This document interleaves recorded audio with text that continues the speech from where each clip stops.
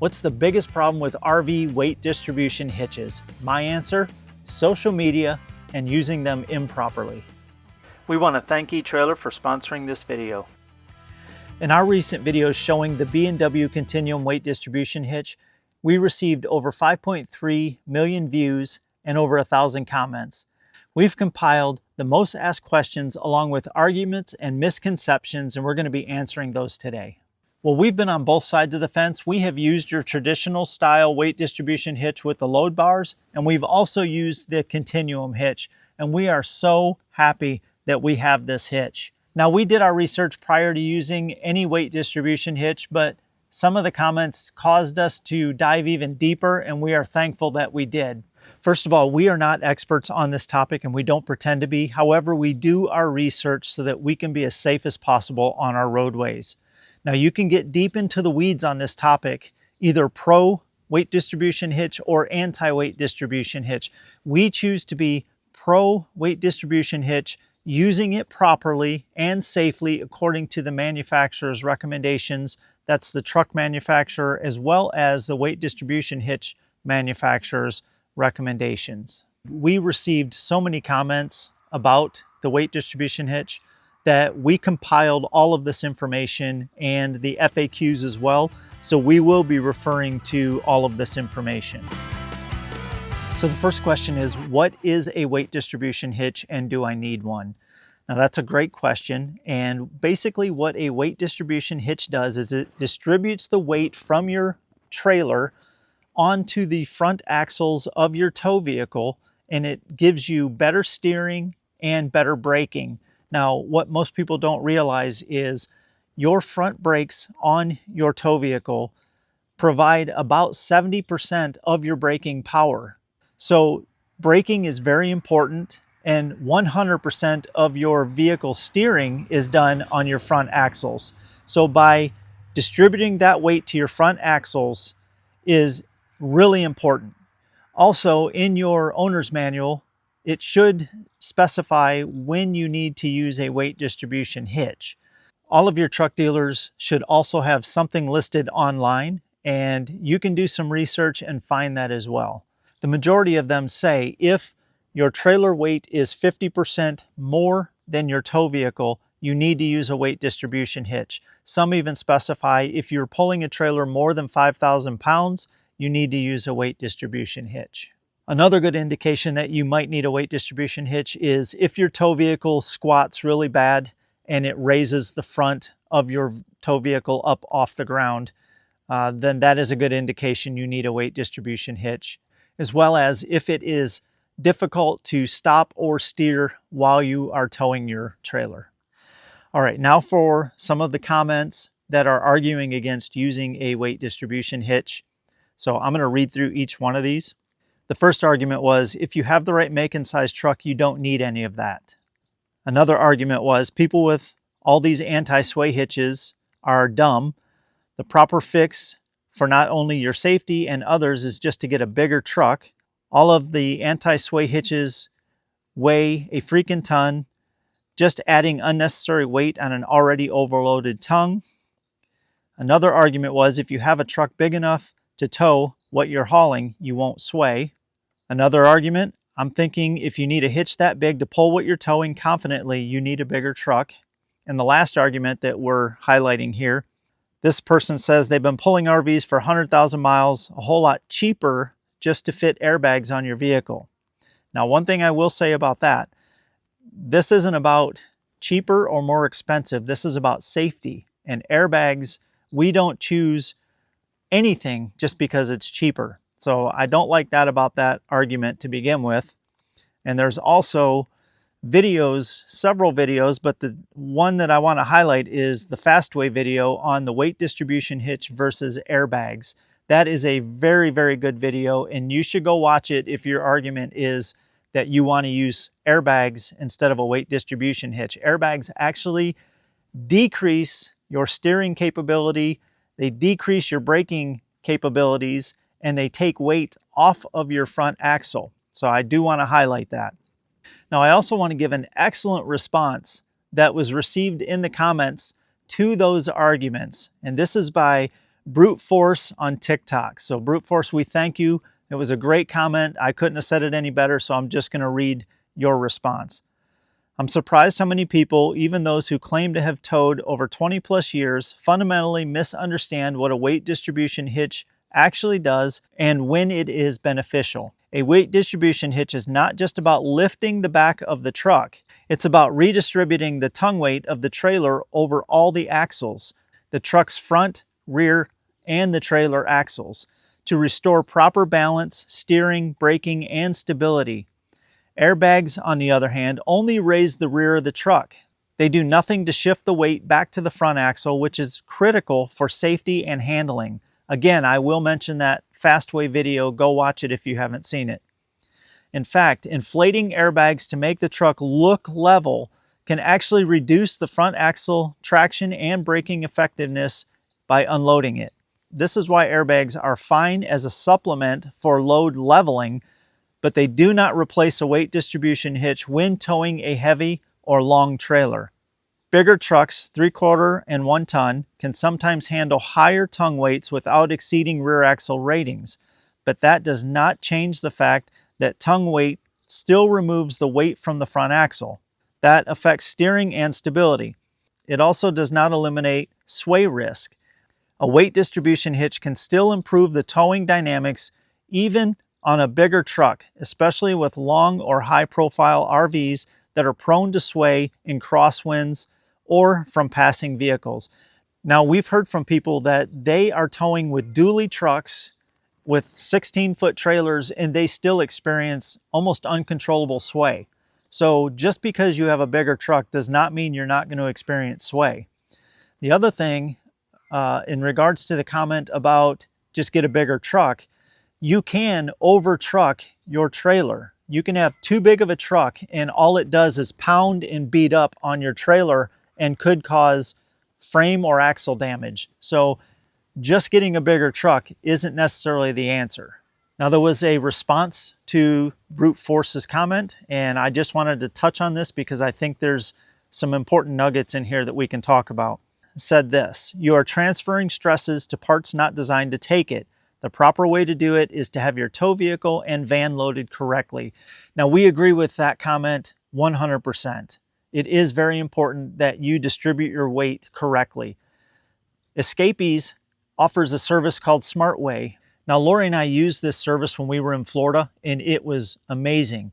They actually put scales under each axle of your RV as well as your tow vehicle, and you can see the exact weights on each axle, and they tell you and teach you how to load your weight correctly to tow safely and efficiently. Now, Brute Force responded to that, and we're going to just touch on a little bit of it because we feel that there are some important nuggets of information in here. His response was, weight distribution hitches are exactly what the OEMs and the laws of physics recommend. You're right that loading the trailer and tow vehicle correctly is step one. But even when everything is within specs, tongue weight still unloads the front axle and overloads the rear. That's just true. A weight distribution hitch does not magically add weight or overload components. It applies torque through the hitch and distributes the tongue load across the front axle, rear axle, and the trailer axles. However, I will say this. This is not from Brute Force. This is just information that I've gathered. You can overload a weight distribution hitch and cause issues. If you are not using the right load bars or you have too much stress put on the weight distribution hitch, you can cause frame issues. Brute Force goes on to say, that is why Ford, GM, Toyota, and Ram, and even the RVIA recommend a weight distribution hitch when the tongue weight exceeds about 10% of the trailer weight, or as I already mentioned, if the weight of your trailer is 50% more than your tow vehicle overall weight, or as some manufacturers recommend, if you're towing more than 5,000 pounds. Now, one of the questions we received is this: can you back up or turn tight without disconnecting the B&W weight distribution hitch? Now, personally, I can answer this question. Yes, you can back up with the weight distribution hitch connected, and you can make tight turns. I've done both. B&W's FAQ says this: yes, there is more turning clearance with our hitch than most of the leading brands.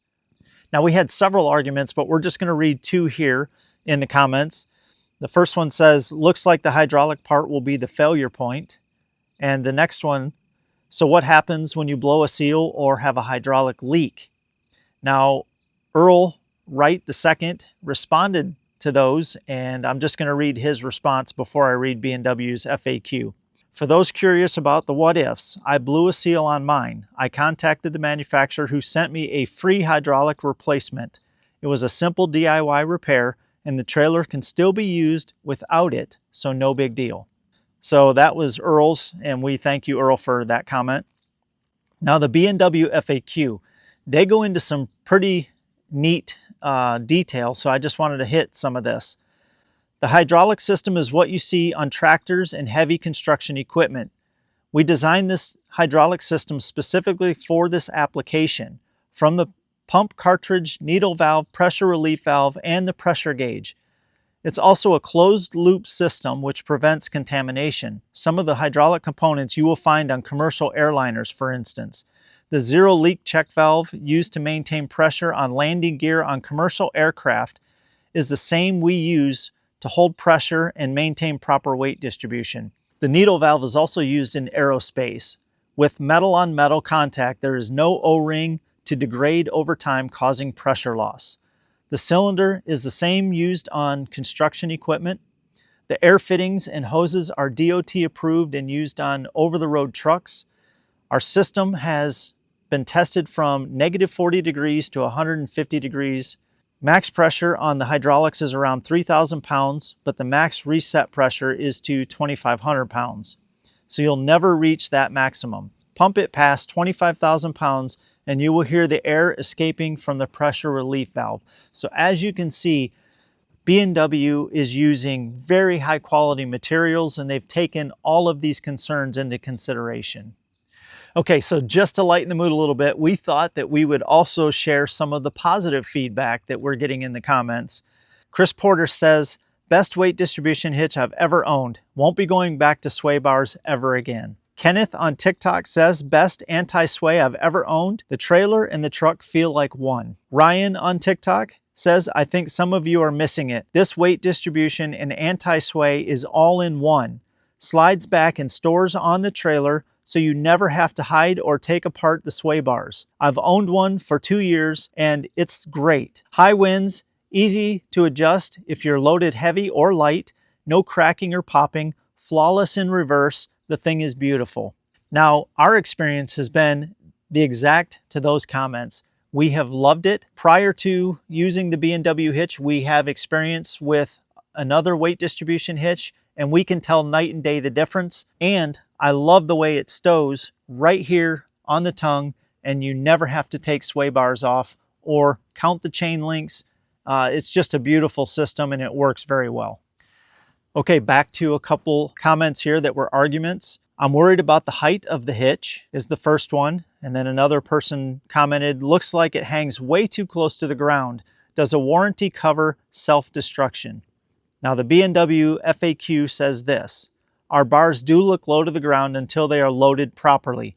We performed 100,000 miles of real-world testing with our design and have not had any issues with ground clearance except in extreme road conditions. Usually, the rear of the trailer or the leveling jacks will hit the ground before the hitch has any ground clearance issues. As with most weight distribution hitches on the market, it's possible that some part of the hitch will drag when faced with especially deep dips in the road or entrances. The next question we have is this. How does sway control work? And they're referring to the B&W Continuum hitch. Now we will say this, B&W has done extensive research, so you're going to want to go to their website. They have diagrams, they have all kinds of information on there, and they can answer this question way easier if you just go to their website and check it out. Now, my personal answer to that is we don't drive fast. We take our time. Now, in wet conditions or in high wind conditions, we even slow down a little bit more. We also make sure that our tires are properly rated for what we're towing. We also make sure that our tire treads are the proper depth We also make sure the tire pressures are correct. All of these things will assist in sway control. So we also heard a lot in the comments that this looks complicated. And before I get into B&W's FAQ response, I just want to say this is not complicated. This is so much easier than the old weight distribution hitch with the load bars. We used that for years, and that was much more complicated than this system. With this system, the bars always stay connected to the RV. You just simply connect them to the hitch, and then you apply pressure to the system. That's it. When you get to the campground or the place you're going to park, all you have to do is turn a dial and relieve the pressure and disconnect the hitch, and you're done. It's that easy. It's so much harder trying to count the chain links or get your tool out, put your tools away, take your load bars out, store or hide your load bars so they're not taken or stolen. Everything here is contained, and it's easy on, easy off, turn of a dial to relieve the pressure. It's that easy. The FAQ response to that is some systems have steel bars that need to be loaded on each side of the trailer with a tool. Our system is loaded from the driver's side by pumping a handle and watching the weight move to the front axles. With other hitches, any change in your trailer or tongue weight might require a hitch or head adjustment. Large adjustments might require different bars. Minor adjustments might mean adding or subtracting washers or other adjustment in the head. Our head angle is set. Our bars are rated from 600 to 1600 pound tongue weights, and our adjustments are small and allow precise control. If your trailer isn't handling the way you like, pull over and pump the handle again to add weight to the front axles. It's as easy as that. Okay, the last argument that we're going to cover, we have 4 comments here, and I'll just read through those and then give my response. Another frame buster. If that's a Lippert frame, don't use it. You are putting a lot of pressure on the rails. In time, they will probably crack. I would be checking every time I go away. It will find a weak spot. But you also find trailers with broken tongues right before it connects to the main frame of the camper. This is caused by weight distribution hitches putting too much weight back on the camper. And the last argument in this category says, most of these weight distribution hitches end up cracking your tongue on the trailer due to the force applied to the frame of the trailer. You do you. I'll make sure my truck can handle the trailer behind it. Now, my response to these comments is this. Any weight distribution hitch by any manufacturer can damage your trailer frame. But if you use them correctly, there's a high percentage it's not going to unless you already have a weakness in your trailer frame. B&W does a great job explaining how to properly use the Continuum hitch, and I'll pop our installation video up here so that you can see the proper way to use the Continuum hitch. Now, in closing, I just want to mention that there are some really good videos out there that you can watch. One of them in particular, Wandering Weekends, tested 7 different weight distribution hitches over a 5-year period of time, and they landed on the Continuum hitch as their favorite hitch. So we will drop a link below for the Continuum weight distribution hitch, and we also want to thank eTrailer once again for sponsoring this video.